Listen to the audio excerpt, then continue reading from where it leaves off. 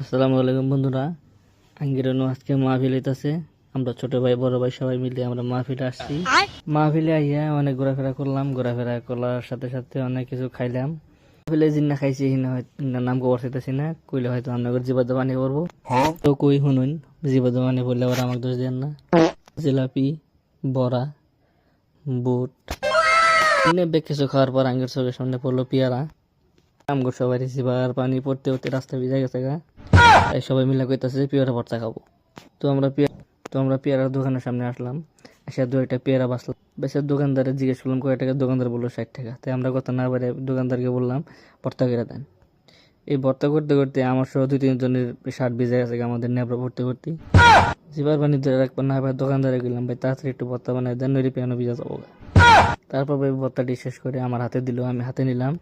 তারপর আমরা সবাই গরুর মতো করে খাওয়া শুরু করছি, কিন্তু শিবন ভাই থেকে ছাগলের মতো করে খাইতেছে। এটা হলো আমাদের শিবন ভাই।